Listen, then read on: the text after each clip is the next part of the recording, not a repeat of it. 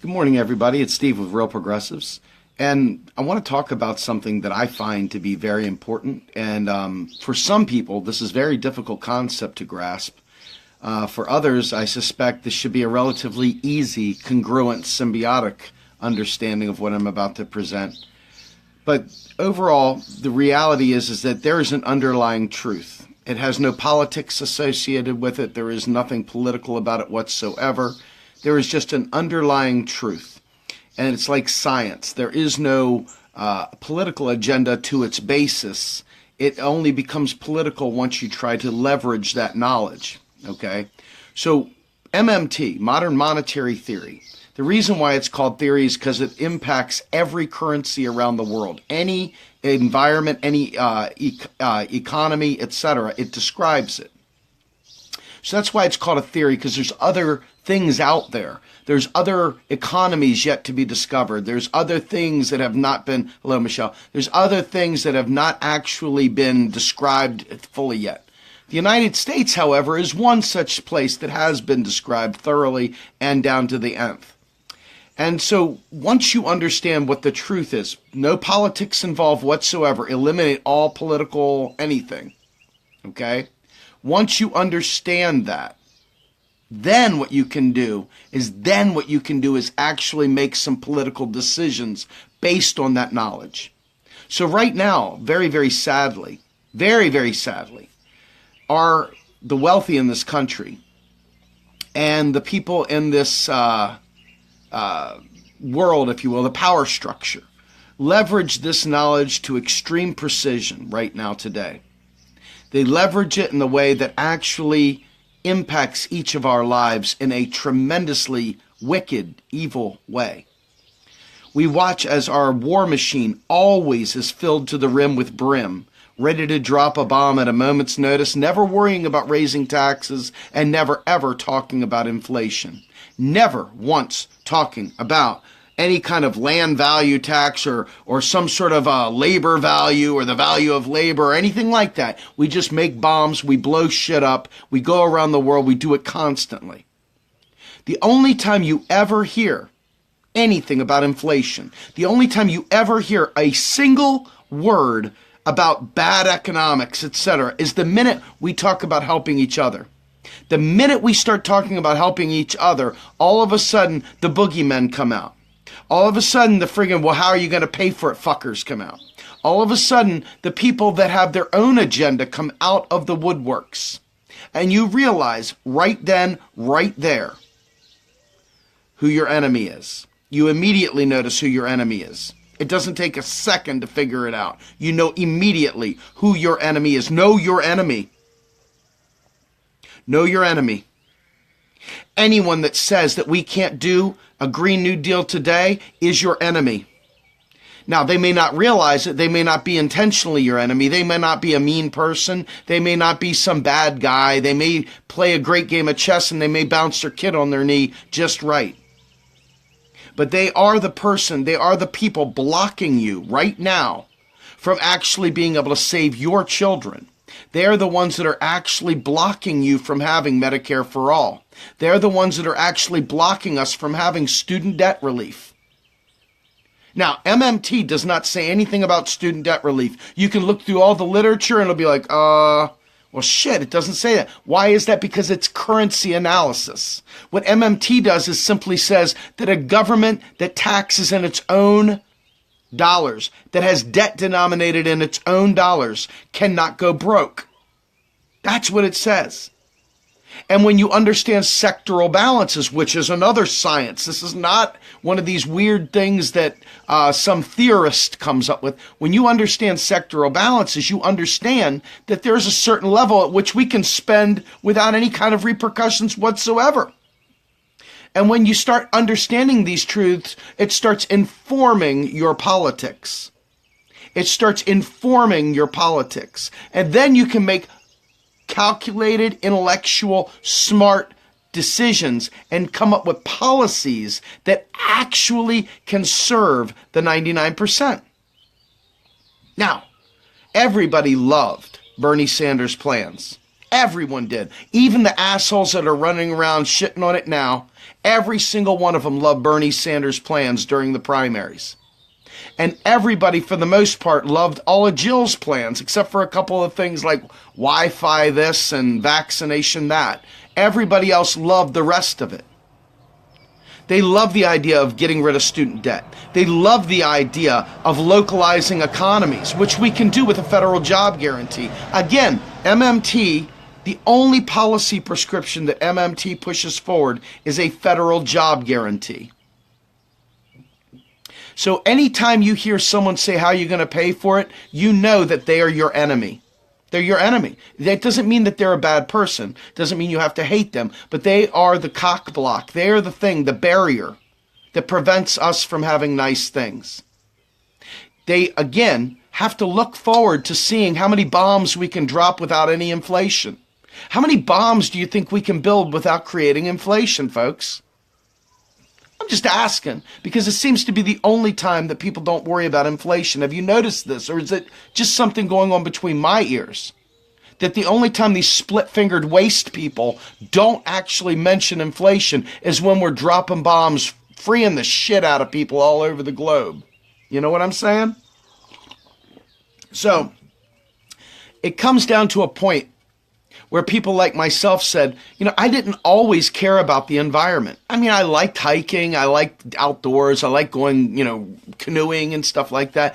But I didn't really understand the environmental issues that were facing our nation for years and years and years, And so once I realized how dire the situation is, the acidification of our oceans, the warming of our planet, the friggin' changes that are occurring on a daily basis, the toxicity of our water, our air quality, the food we eat, on and on and on. I realized that we had to do something about it. But of course, everybody's solution is always founded in something based in the idea that taxes fund spending. They believe their hard-earned tax dollars paid to save the planet, so they don't want to do it. They don't want to do it because they don't want their taxes going to something that they think is some liberal bullshit, some crazy liberal thing to steal money because they think your taxes are going in their pocket. The idiots believe that your taxes are going in their pocket. They don't realize they're fucking deleted. They don't realize they're fucking deleted. And when you realize that taxes don't fund spending, you can stop saying ridiculously stupid things. It is so key. And then all of a sudden, the policy space by which we can satisfy to fix the green environment we need changes dramatically. The entire conversation changes immediately. So much of the battle that we fight are based on people not believing the science, not believing that they want their tax dollars to fund it. And the list is on and on and on. If you care about the environment, you'll listen to me. Because what I'm trying to do is I'm not giving you the solutions to exactly, because I'm not a scientist. I don't know how to fucking make green energy happen overnight. That's for smarter people on different subjects than I. But I'm telling you how to pay for it. I'm telling you how to ensure that we don't have to sit there and fight a tax war that is unnecessary. I'm telling you because I want our planet to survive in an inhabitable way. I don't want my kids to live in an uninhabitable planet. Even if your feels about economics are offended, fuck you. The bottom line is that this is one of those things where life matters more than your feelings do. This is where it is very vital, very, very vital that you think about what's mattering to you. I look at my children and I say to myself, there ain't nothing standing in the way of me helping them. If that creates an air of superiority based on my children, fuck you too. I am very, very concerned about making sure that my kids have a planet to inherit, that they can actually have somewhere that they can live, that they're not strapped with student debt to survive, to give a corporate subsidy. Because that's what this is. This is a training and education subsidy to corporations by forcing young kids to go into student debt loans forever just to get a freaking entry-level job that they're not guaranteed and they end up being a barista at Starbucks. Okay? Don't give me this shit. So there is the underlying truth, and then there is the facts that, politically speaking, we can make these things happen as long as there are not horrible people cock-blocking progress. You want to eliminate the entirety. I mean, like, folks, I'm talking about the silver bullet of income inequality, right? We talk about that being a horrible, horrible thing. And folks are so incapacitated. They're sidelined with old thinking that all they can think about is taxes. That's the only possible solution to anything. And you know it's going to be dead on arrival because the Republicans have signed the Norquist Pledge and they are not going to do it. They're not going to do it.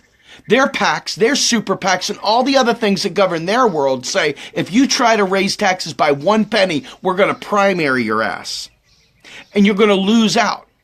Now, what if we didn't have to raise taxes to do this, but we could put a federal job guarantee in place? Now what happens? There is no more involuntary unemployment. There is no more threat of destitution by the capitalists. You want to be a socialist? You want to be a good Marxist? You want to be whatever? Well, how about this? How about we take away the power of the capitalists and provide a federal job guarantee that provides a living wage, it provides living benefits, including Medicare for all. You can go to college for free. All the things, paid family medical leave, time off, whatever. All those benefits that set the bar for private sector work. If you want somebody out of the federal job guarantee, you better sweeten the pot for the people. Stop giving all the money to the capitalists. Stop giving it all to them and making us go into private debt when our lives take a shit.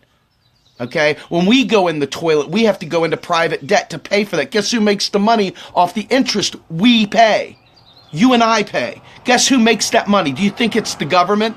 No, it's the freaking capitalists, the rich, the wealthy. You want to talk about income inequality? Federal job guarantee. Fuck the UBI. UBI is a great thing as an offset to go with the job guarantee, but by itself, it does nothing. Status quo, inflationary, does nothing, because what happens? What causes inflation? Too many dollars chasing too few goods. That's what causes inflation. We don't have an issue of not having goods and services out there. We have more waste because people don't have the money to buy it. They'll just throw the food in the trash because the people can't afford to buy the fucking food. It's nothing to do with us having, you're going to print too much money. Fuck that stupid shit.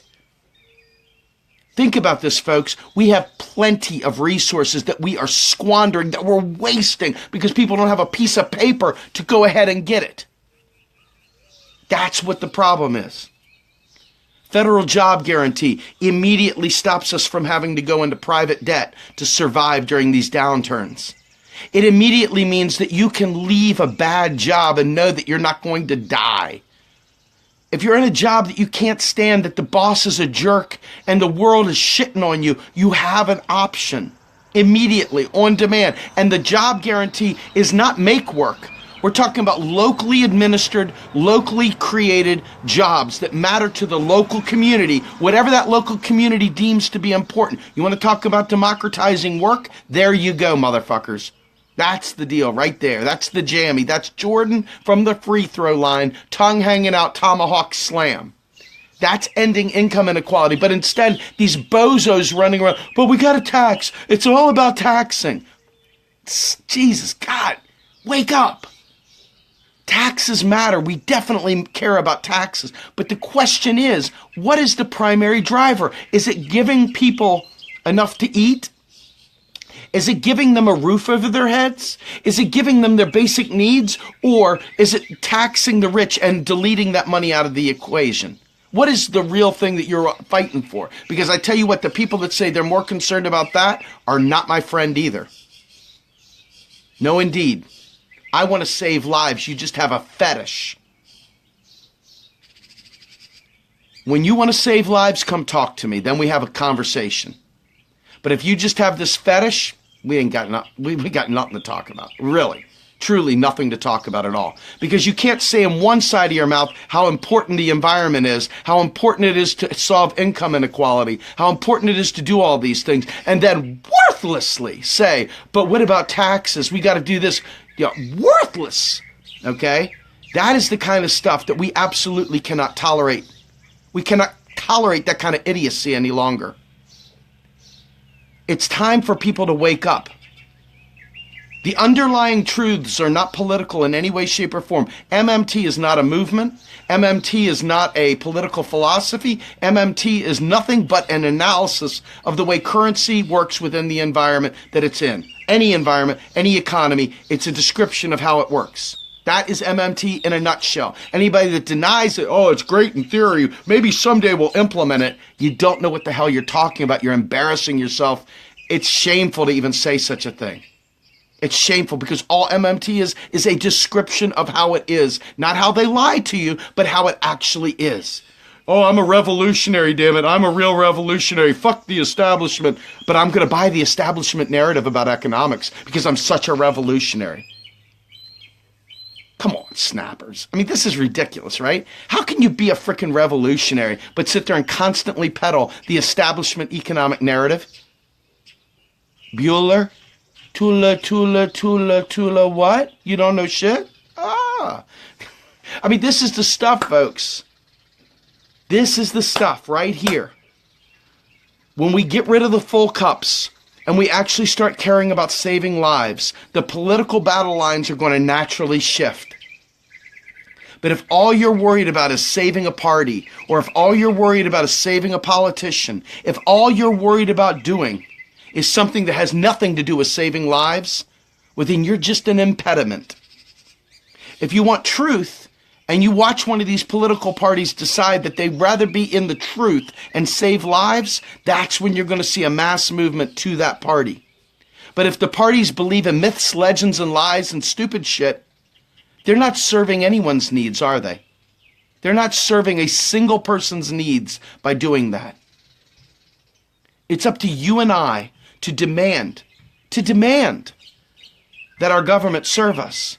But let's not confuse MMT, the science, with MMT, what can we do with it politically? They're two different things, but they all come from each other.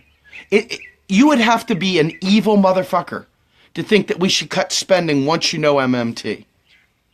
You would have to be an evil motherfucker once you understand that we are not cash strapped and we could have single payer now and say no to it.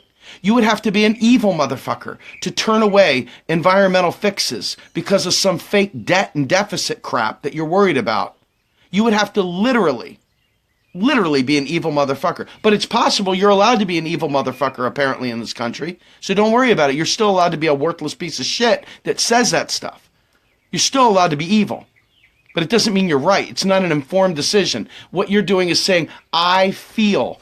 Yes, that's the truth, but I feel like people should still suffer is what people are doing when they do that shit. There's no reason for any of it. Do you know poverty is a choice? It is a political choice. But it's not an informed one. That is more ideology. That is more Calvinism. That is more, you should have done different things. You should have made better choices. The long scowling finger wave, okay? This is the looking over someone's shoulder to see what they're buying with their Snap card crowd. Okay? If you actually want to do something substantive, you need to understand the underlying truth that a nation that issues its own currency, and fuck the Federal Reserve fetishizers, okay? Our nation's bank and our treasury work together with our Congress.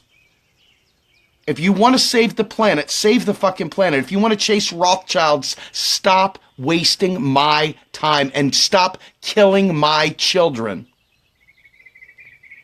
You are a murderer by proxy. Your idiocy kills. Cease it immediately. People need to live. The planet needs to survive. We need to survive. The environment needs to survive. Stop making our lives more hellish with your evil. Stop making us beg for crumbs. Stop leaving us destitute. When the nation's currency issuing government, the Fed, the federal government, when it issues a law, when it writes a law and it spends money into existence, that is how our economy gets moving. When we cut spending, guess what happens to our economy? Every single time we take a shit with ourselves being a net importer, Every single time we go down the toilet and we have another recession, people want to go, well, what about the banksters? What about the this? What about the that? And they have all these fucking dumb theories. And the reality is that right there, our government has chosen to let us suffer. It has chosen to allow us to be impoverished. It has chosen to allow us to suffer mightily. It is up to us to say no more.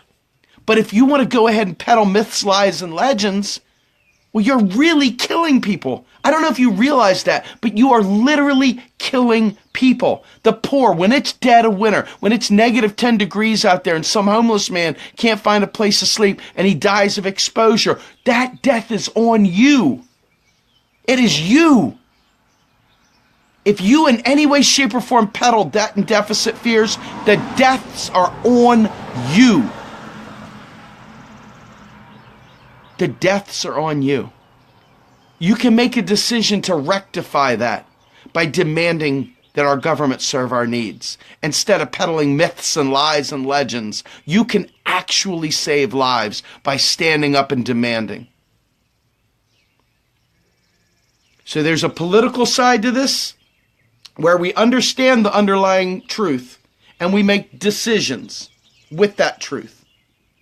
And then there's just the truth that doesn't have a political bend to it. It's up to you to take that truth and turn it into something actionable. That truth does nothing over here. It is worthless as tits on a bull if it's not turned into something actionable over here. Who cares how much academic knowledge you have over here, but you can't do anything with it because you're afraid to talk about politics, because you're too busy selling investment strategies on it, because that's what you do.